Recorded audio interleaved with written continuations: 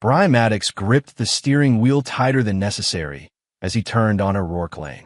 The trees lining the private road stood tall and perfect, their branches bare against the November sky. Behind them, massive houses sat far back from the street, each one trying to outdo the next. "Dad, are we almost there?" Kenneth asked from the back seat.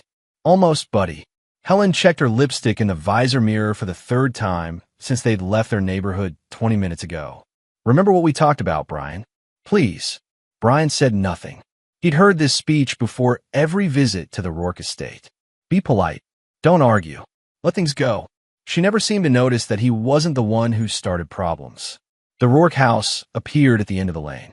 3 acres of manicured lawn surrounded a sprawling 2-story home with columns out front that served no purpose except to announce wealth. Brian pulled into the circular driveway behind his brother-in-law's Mercedes. "There are so many cars," Kenneth said, pressing his face against the window. "Whole families here." Brian unbuckled his seatbelt and looked back at his son. "You good?" Kenneth nodded, but his smile looked uncertain. They walked up the stone pathway to the front door. Helen rang the bell, even though she'd grown up here. Nancy insisted on it during holidays, said it was proper. The door swung open. Nancy Rourke stood in the entry wearing a cream-colored dress that probably cost more than Brian made in a week. Her blonde hair was styled perfectly, and her smile was bright and sharp at the same time. "Helen, darling." She kissed her daughter's cheek, then looked at Brian. "Brian." "Nancy." She bent down to Kenneth. "And there's my sweet boy. Come give Grandma a hug." Kenneth stepped forward and hugged her. Nancy patted his back twice, then straightened. "Everyone's in the living room. Ray's been asking for you." They followed her through the entryway. The house smelled like turkey and expensive candles. Everything was decorated for fall, orange and burgundy flowers in crystal vases, cloth napkins folded into complicated shapes on the dining table they passed. The living room held about 15 people. Brian's brother-in-law Dave sat on the leather couch with his wife Amanda. Their daughter Harper, who was 9, played on an iPad. Helen's brother Tom stood near the fireplace, talking to his teenage sons. Ray Rourke sat in his armchair by the window, looking smaller than he had last year. "Brian." Ray stood and shook his hand. "Good to see you." "You too, Ray." "Kenneth, come here." Ray ruffled the boy's hair. "Getting tall." "Thanks, Grandpa." Nancy clapped her hands. "Everyone, dinner's almost ready. Find your seats." They moved to the dining room. Nancy had assigned seats, of course. Brian ended up between Kenneth and Tom, directly across from Helen and Nancy. Ray sat at the head of the table, though everyone knew who really ran this house. Dinner was the usual performance. Nancy controlled the conversation, asking questions that weren't really questions, but opportunities for people to praise her cooking or compliment her decorating. Helen answered everything perfectly, laughing at the right moments, agreeing with her mother about everything. Brian cut his turkey and stayed quiet. Kenneth ate his mashed potatoes and watched his cousins, who ignored him. "So, Brian," Nancy said suddenly, "how's the remodeling business?" "Good. Busy season coming up." "That's wonderful. Nothing like good honest work." She smiled, but something in her tone made honest work sound like an insult. "Ray used to do that before he made his real money. Didn't you, dear?" Ray nodded without looking up from his plate. "We're doing fine," Brian said. "Of course you are. I'm sure you're very capable." Tom jumped in with a story about his law firm, and Nancy turned her attention to him. Brian felt Helen's foot tap his under the table, a warning. Dessert came out, pumpkin pie and apple crisp. Nancy served everyone herself, making a show of giving extra whipped cream to her favorites. Kenneth got a normal slice. Brian noticed. After dessert, Nancy stood. "Now, I have something special for my grandbabies." Harper perked up. Tom's sons looked interested for the first time all night. Nancy disappeared into the kitchen and returned with her arms full of white boxes. Each one had an Apple logo on top. "I wanted to wait until we were all together," Nancy said, her voice sing-song, "because I love you all so much." She handed the first box to Harper. "For my sweet girl." Harper tore it open. Inside was a brand new iPhone, still wrapped in plastic. She squealed. "Oh my God. Thank you, Grandma." "You're welcome, darling." Nancy handed boxes to Tom's sons next. They opened them with teenage coolness, but Brian could see they were pleased. New phones for both of them. Then Nancy picked up the last box and walked to Kenneth. And for my youngest grandson. Kenneth's face lit up. He took the box carefully, like it was precious. Thanks, Grandma. Open it, sweetie. Kenneth lifted the lid. His smile froze. He stared into the box. Brian leaned over. Inside, wrapped in white tissue paper, was a brown lump. It took him a second to recognize it. Dog poop. The room went silent. Kenneth's hands started shaking. He looked up at Nancy, confusion and hurt flooding his face. Nancy laughed. It was loud and harsh and delighted. Oh, don't look like that. It's just a joke. Tom chuckled nervously. Amanda looked at her plate. Helen's face went red, but she didn't say anything. Kenneth's eyes filled with tears. He dropped the box on the table, and the brown lump rolled out onto the white tablecloth. Brian felt something cold settle in his chest. He looked at Kenneth's face, at his son's tears, at the way his whole body had gone rigid with shame. He stood slowly. The chair scraped against the hardwood floor. Brian, Helen started. He ignored her. He looked around the table at his wife's family, at Dave and Amanda, who wouldn't meet his eyes, at Tom, who was suddenly very interested in his pie, at Harper, who was texting on her new phone. Then he looked at Nancy. She was still smiling, but something flickered in her eyes when she saw his expression. Brian's voice came out calm. Flat. My mother-in-law gave every grandkid an iPhone, except my son. Oh, Brian, don't be so sensitive, Nancy said. It was supposed to be funny. I'll get him a phone next birthday. You humiliated a 10-year-old child. I did no such thing. He knows it was a joke. Don't you, Kenneth? Kenneth was crying now, trying to hide his face. Brian reached down and took his son's hand. Come on, buddy. We're leaving. Brian, sit down, Helen hissed. He looked at his wife. You can stay if you want. Then he looked back at Nancy. You're not funny, Nancy. You're pathetic. He walked toward the door with Kenneth. Behind him, he heard Nancy's voice rising. How dare you? In my house. Brian kept walking. He heard Helen calling his name, but he didn't stop. They got to the truck. Kenneth climbed into the back seat and curled up against the door, still crying. Brian started the engine and drove. He didn't look in the rearview mirror. Helen came home 40 minutes later. Brian was in the kitchen making Kenneth hot chocolate when he heard her car in the driveway. The front door slammed. She stormed into the kitchen. Are you happy? Brian stirred the cocoa. Kenneth's upstairs. You embarrassed my mother in front of the entire family. He turned to face her. She humiliated our child in front of the entire family. She didn't mean it like that. How did she mean it, Helen? Explain to me how giving dog shit to a 10-year-old is funny. Helen's face twisted. You know how she is. She has a weird sense of humor. You didn't have to make a scene. A scene. Brian set the spoon down carefully. Your mother gave every other grandkid a $500 phone and gave our son literal shit. And I made a scene. She said she'll get him a phone later. That's not the point. Then what is the point? Helen's voice was getting louder. That you can't let anything go. That you have to fight with my family every single time. I don't fight with your family. Your mother attacks our kid, and you make excuses. She doesn't attack him. She does. Every time we're there. Little comments. Treating him different.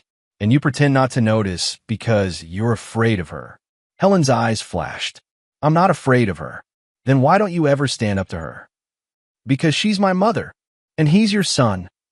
The words hung in the air. Helen's mouth opened and closed. For a second, Brian thought she might actually see it. But then her face hardened. You're making this worse, she said quietly. I told you not to pick fights with her. Brian felt something inside him go cold and still. I'm not picking a fight. I'm ending one. What does that mean? He didn't answer. He picked up the mug of hot chocolate and walked past her toward the stairs. Brian. He kept walking. Upstairs, Kenneth was sitting on his bed, still dressed in his button-up shirt from dinner. His face was blotchy from crying. Hey, buddy. Brian sat next to him and handed him the mug. Made this for you. Thanks, Dad. They sat in silence for a minute. Kenneth sipped the cocoa. Am I bad? Kenneth asked quietly. What? Grandma only does mean stuff to me. Not Harper or the others. So I thought maybe I did something bad. Brian felt rage surge through him, hot and sharp. He forced his voice to stay calm. No, you didn't do anything bad. Then why? Because Grandma has problems. Problems that don't have anything to do with you. Does she hate me? I don't know what she feels. But I know this. You are a good kid. You're smart and kind, and you work hard. And nobody gets to treat you like you're less than them. Nobody. Kenneth leaned against him. I don't want to go back there. You don't have to. Mom will be mad. Let me worry about that. They sat together until Kenneth finished his cocoa. Brian tucked him in and turned off the light. Get some sleep. Night, Dad. Night, buddy. Brian went back downstairs. Helen was in the living room, sitting on the couch with her phone. She looked up when he entered. Is he okay? No. She looked back at her phone. Mom texted me. She says you owe her an apology. I don't. Brian. Tell her I said no. He walked to the garage. His workshop was out there, a space Ray had helped him build years ago when they'd first bought this house. Back when Ray was still allowed to make decisions. Brian turned on the lights and looked at his tools.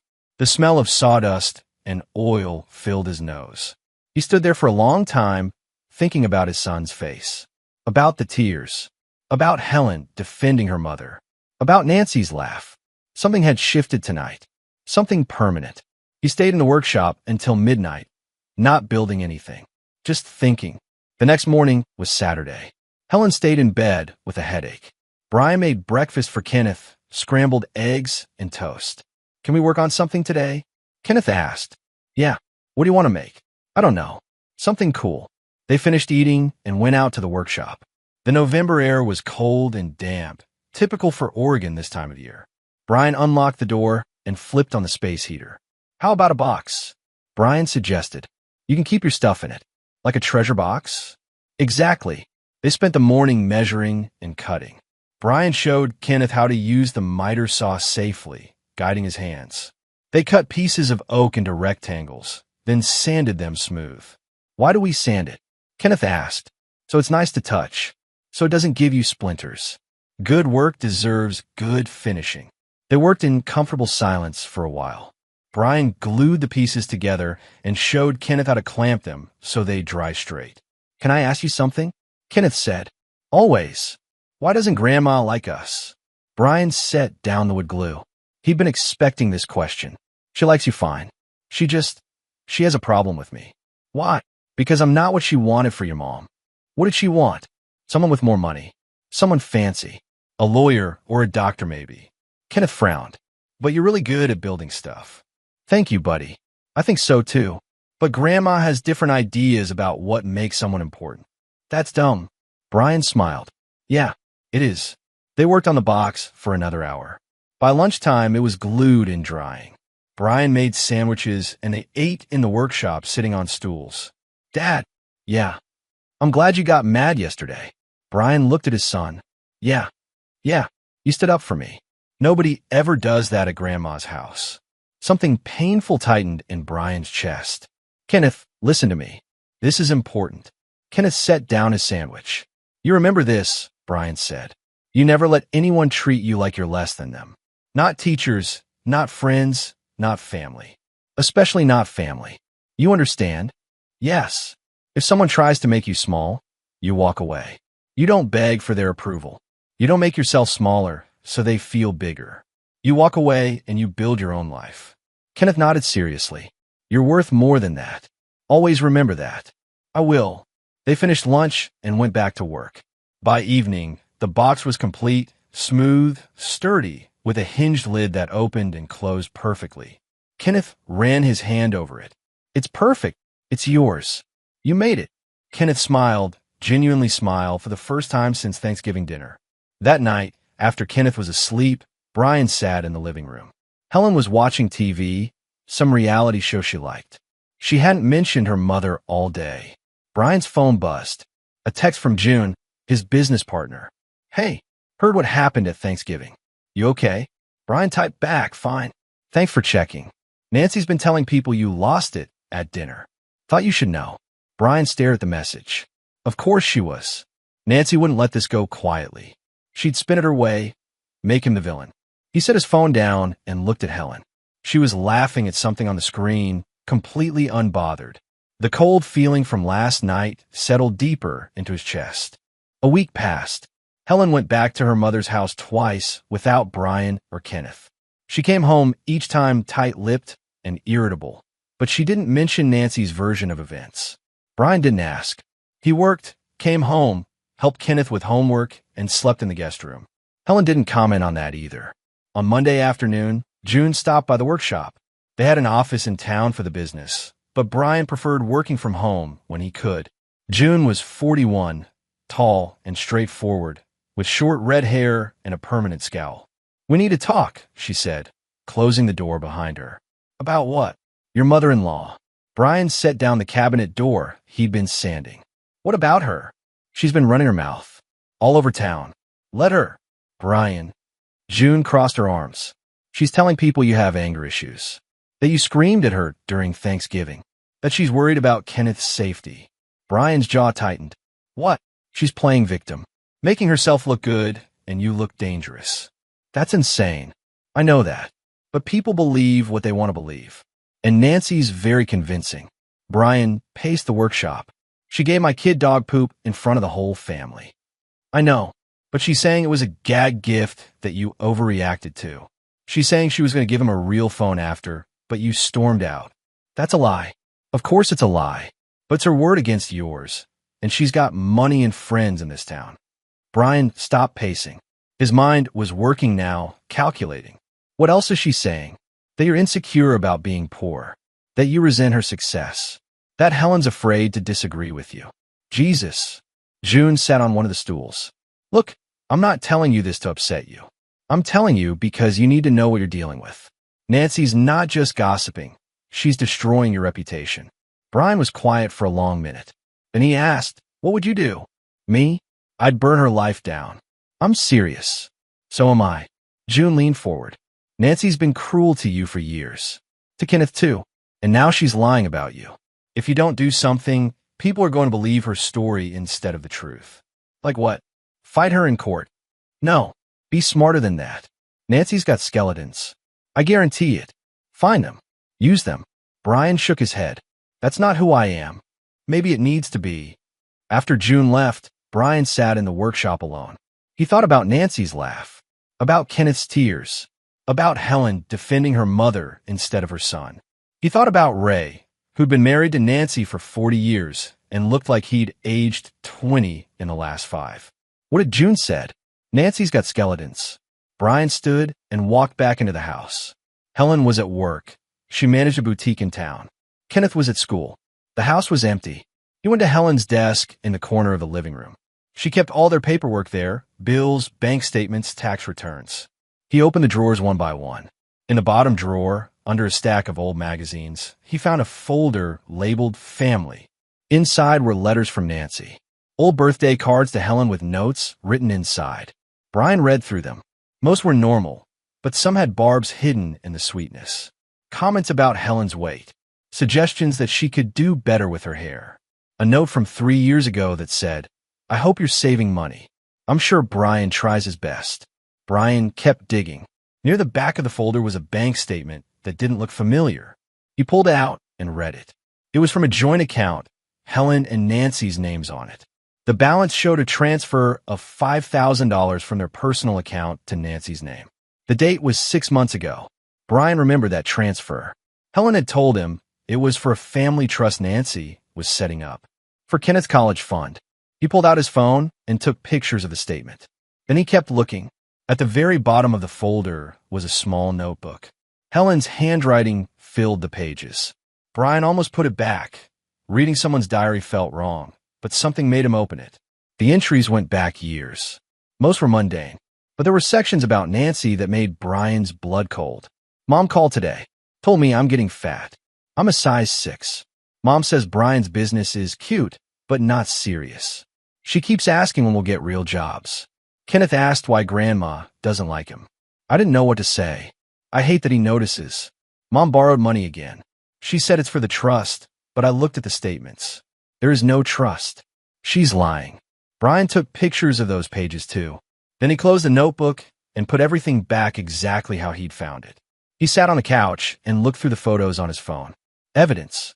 Proof that Nancy was manipulative, cruel, dishonest. But what was he supposed to do with it? His phone rang.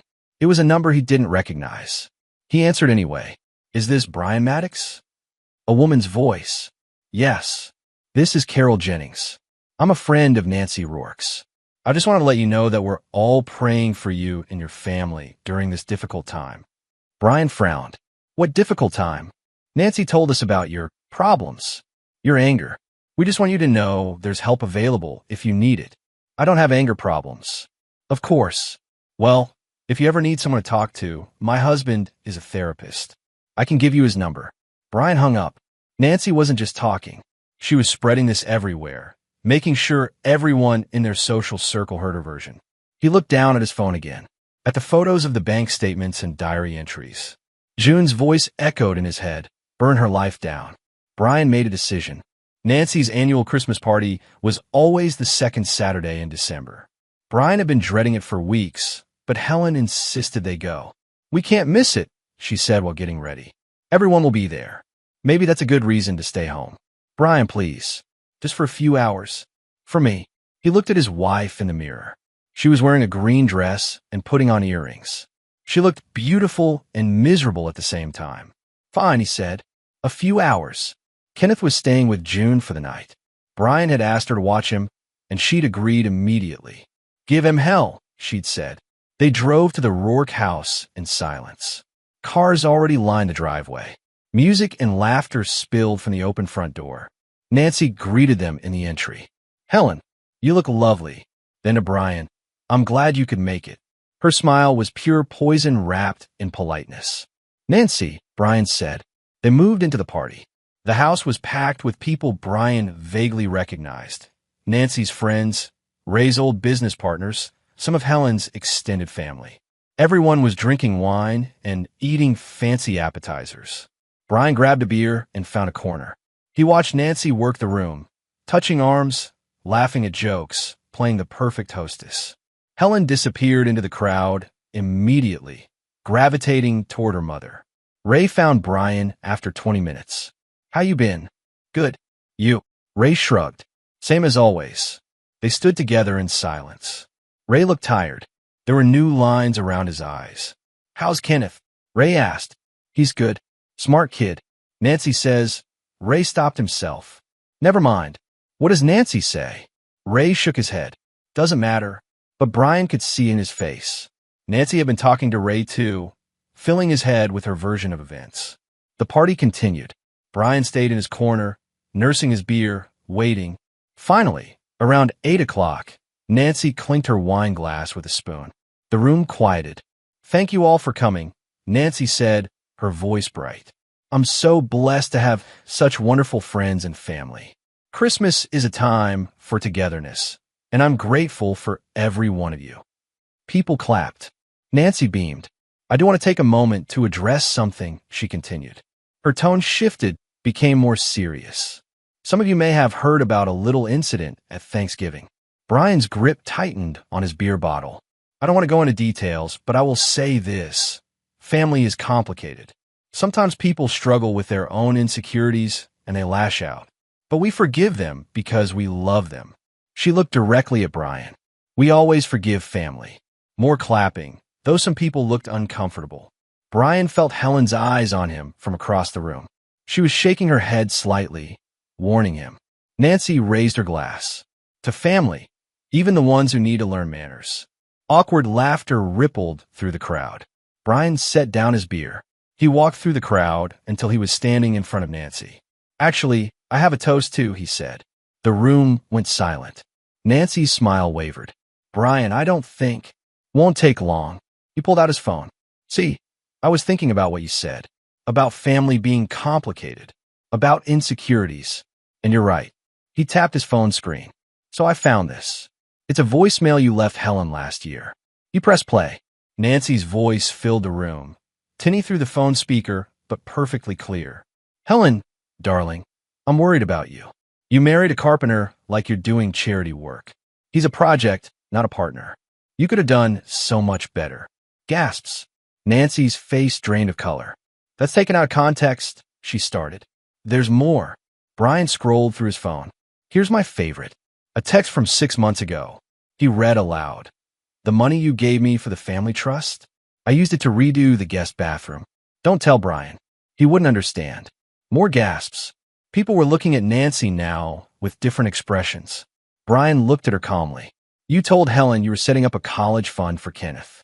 You took $5,000 from us and remodeled the bathroom. That's private. No, Nancy. You made this public when you started lying about me all over town.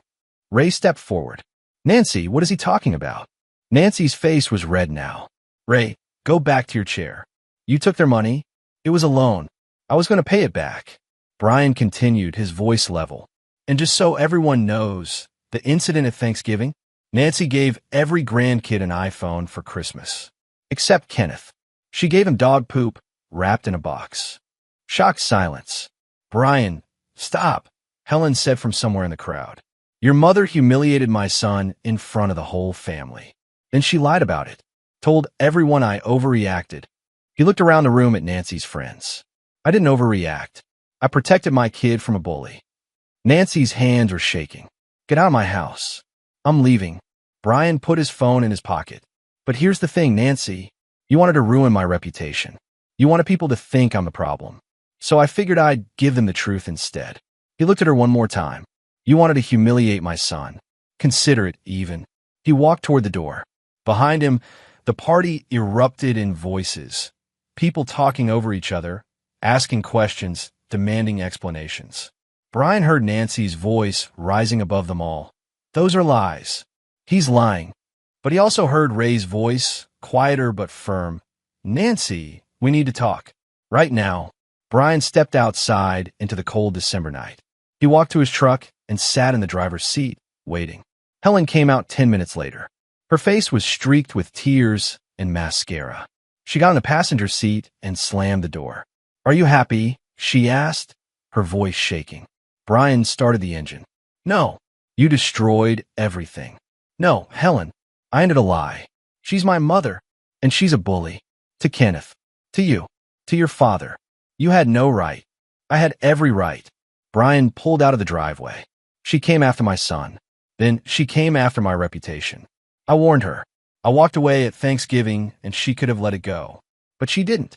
Helen was crying harder now. Everyone heard those messages.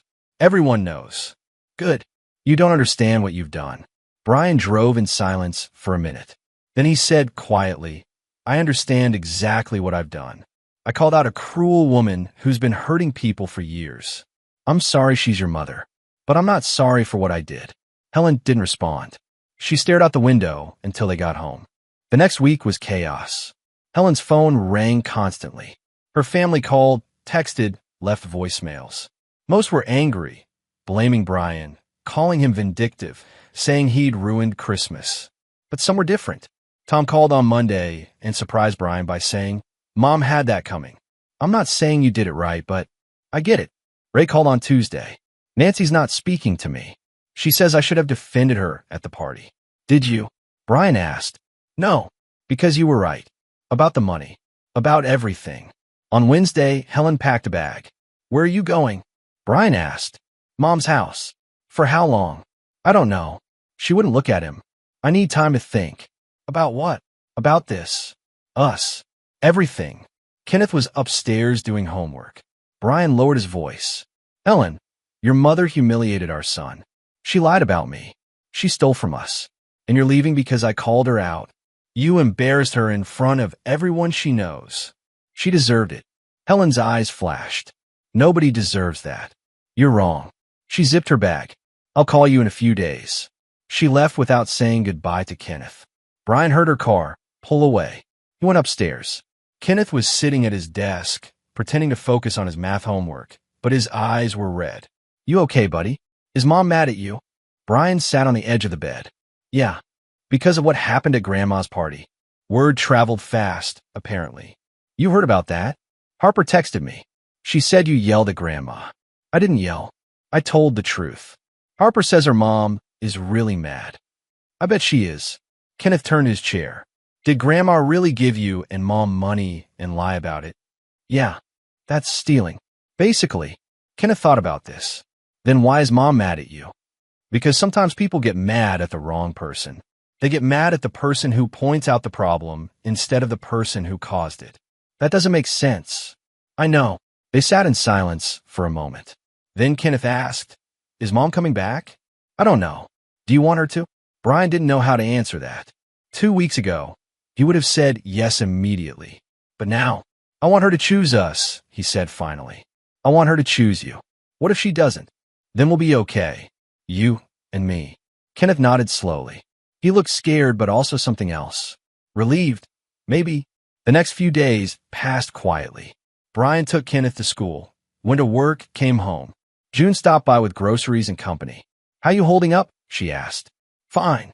"Liar." Brian smiled slightly. "I'm okay." "Really?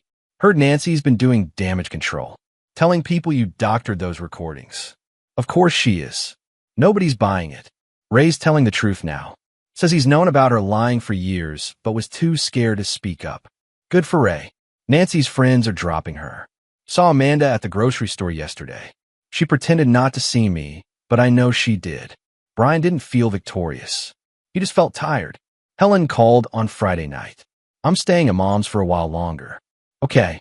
She's very upset. She's thinking about moving to Florida, selling the house. That's her choice. "This is your fault." Brian sighed. "Helen, I'm not doing this. If you want to blame me, fine.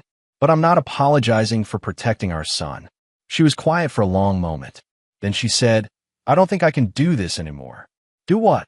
"Be married to someone who would destroy my family." "I didn't destroy your family. Your mother did that herself. You're not the man I married." Brian felt something cold and final settle in his chest. "No, I'm not the man you thought you could walk over." Helen inhaled sharply. "What's that supposed to mean?" "It means I'm done. Done pretending your mother's cruelty is okay. Done watching you defend her while she tears down her kid. Done being the bad guy in your story. So that's it? You're giving up." "No, Helen. You gave up years ago, when you chose her over Kenneth. Over me. I'm just finally seeing it." She hung up without another word. Brian set his phone down and looked around the empty house. Kenneth was asleep upstairs. The TV was playing quietly in the background. He felt hollow, but also lighter, like he'd been carrying weight for years, and finally put down. Helen came home a month later. It was January, cold and gray. She pulled into the driveway while Brian was in the workshop with Kenneth, teaching him how to use a router. "Mom's here," Kenneth said, looking through the window. "I see her. Should I go inside? Give us a minute first." Kenneth nodded and went back to his project, a small shelf he was building for his room. Brian walked to the house. Helen was in the living room, still wearing her coat. She looked thinner, tired. "Hi," she said. "Hi. I need to get some more of my things." "Okay." They stood in awkward silence. Finally, Helen said, "Mom's moving to Florida. The house sold last week." "I heard. Ray's staying here. They're getting divorced." Brian nodded. He'd heard that too. Ray had called him a few days ago to tell him. "She's devastated," Helen continued. "Everyone turned on her. Her friends won't talk to her. The country club asked her to resign." "That's unfortunate." Helen's eyes flashed. "You did this." "No, she did this. I just showed people who she really was."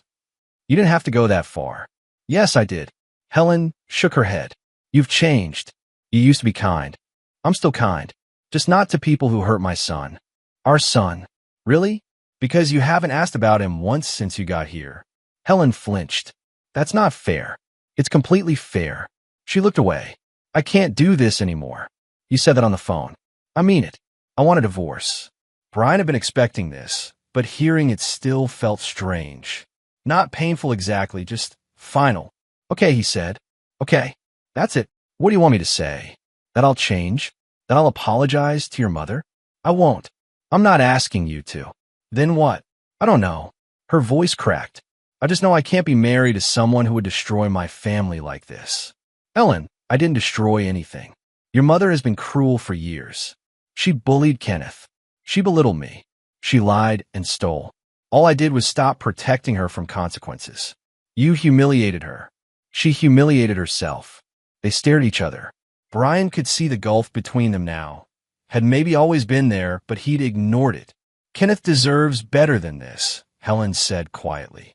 "Yes, he does. I'll have my lawyer contact you." She went upstairs to pack. Brian walked back to the workshop. Kenneth looked up when he entered. "Is she staying?" "No." Oh, you okay? Kenneth shrugged. I guess. I kinda knew she wouldn't. Brian sat next to him. I'm sorry. It's not your fault. Still, I'm sorry this is hard. It's okay. I mean, it's not okay, but it's better than before. When we had to pretend everything was fine. Brian looked at his son, 10 years old and already understanding things he shouldn't have to. You're a good kid, Kenneth. Thanks, Dad. They worked in silence until Helen left an hour later. She didn't say goodbye. Spring came slowly. The divorce papers arrived in February. Brian signed them without hesitation. Helen got the boutique and half their savings. Brian kept the house and his business. Kenneth would split time between them, weekends and holidays with Helen, weekdays with Brian. Except Kenneth didn't want weekends at Helen's new apartment. After 2 months of trying, Helen stopped pushing. Ray came by the workshop in March. He looked different, younger somehow, despite being almost 65. Thought I'd see how you were doing, Ray said. Good. You. Better than I've been in 20 years. They talked about simple things, weather, work, Kenneth's school project. Then Ray said, I wanted to thank you. For what? For doing what I should have done decades ago. Brian shook his head. I didn't do it for you. I know, but still helped. Nancy's been controlling me since we got married, telling me what to think, who to talk to, how to run my business. I thought that was just how marriage worked. It's not. I know that now. Ray looked around the workshop. You did good work here. This space, your business, raising Kenneth. You should be proud. Thanks, Ray. After Ray left, Brian sat in the workshop alone. He thought about the past 4 months, about the anger he'd felt, the choices he'd made, the bridges he'd burned. He didn't regret any of it. June came by that evening with pizza. They ate in the workshop while Kenneth did homework inside. You seem lighter, June said. I feel lighter. No Helen drama. She's moving back east, closer to her sister. And Kenneth? Staying with me. She didn't fight it. June nodded. Probably for the best. Yeah. They ate in comfortable silence. Then June asked, You ever think about dating again? Brian laughed. No. Why not? Because I'm busy. Because Kenneth needs stability. Because I'm not interested. Fair enough. She finished her pizza. For what it's worth, you did the right thing. With Nancy. With all of it. I know. Not everyone would have been that strong. I didn't have a choice. You did. You could have kept your head down, kept taking it. Most people do. Yeah, well, I'm not most people. June smiled. No, you're not. Summer arrived. Brian's business grew. Word had spread about the confrontation with Nancy, but instead of hurting him, it seemed to help. People respected that he'd stood up for his kid. New clients called. Old ones recommended him. Kenneth spent the summer working in the workshop, learning skills that would serve him his whole life. He was happier now, more confident, more himself. Nancy sent a letter in July. Brian almost threw it away without reading, but curiosity got the better of him. The letter was short. Asterisk, Brian. I hope you're satisfied. You destroyed my life, my marriage, my friendships, my reputation. I hope you enjoy knowing you hurt an old woman who only ever wanted the best for her family. I'm leaving Oregon, starting over somewhere new. I won't contact Helen or Kenneth anymore. That's what you wanted, isn't it? To cut me out completely. You win. Nancy asterisk. Brian read it twice, then burned it in the workshop stove. He didn't win anything. He just stopped losing. The following May, Kenneth's school held an awards ceremony for the 6th grade woodshop class. Kenneth had entered the box they'd built together more than a year ago. Brian sat in the auditorium with June. Other parents filled the seats around them, chatting and taking pictures. The woodshop teacher, Mr. Harrison, took the stage. These students worked hard all year on their projects. I'm proud of every one of them. But there's one project that stood out, not just for the quality of the work, but for the story behind it. He called Kenneth's name. Kenneth walked on stage, carrying the wooden box. He set it on the table and stood next to it. Mr. Harrison continued. Kenneth made this box with his father. But it's more than a box. It's a symbol of something important. He gestured for Kenneth to explain. Kenneth spoke quietly but clearly. My dad taught me that good work takes time, that you have to measure twice and cut once. But he also taught me something else. He paused. He taught me that some people will try to make you feel small, but you don't have to let them. He picked up the box, and turned it over. On the bottom, carved in neat letters, was one word. Respect. This box reminds me to respect myself, Kenneth said. Even when other people don't. The auditorium was silent. Then someone started clapping. Then everyone was clapping. Kenneth won first place. He brought the trophy home and put it on his shelf next to the box. That evening, Brian took Kenneth out for ice cream. They sat outside the shop, watching the sun go down. I'm proud of you, Brian said. Thanks. I'm proud of you too. Yeah. You stood up for me when nobody else would. That's what dads do. Not all of them. Brian thought about Ray, about years of submission to Nancy. No, I guess not. They finished their ice cream. As they walked back to the truck, Kenneth asked, Do you think Grandma's still mad at us? Probably. Does that bother you? Brian considered this. No. Some people stay mad forever. Let them. Kenneth nodded. He understood. They drove home through the quiet streets of their small town. Brian felt the weight of the past year. The anger, the confrontation, the divorce. But underneath, it was something else. Peace. Not the peace of forgetting, but the peace of standing up. Of protecting what mattered. He'd burned bridges. Destroyed relationships. Made enemies. And he'd do it all again without hesitation. Because some things were worth fighting for. Your kid's dignity. Your own self-respect. The freedom to walk away from people who treated you like garbage. Nancy could spend the rest of her life spinning her version of events. Helen could blame him forever. It didn't matter. He and Kenneth were free. And that was enough.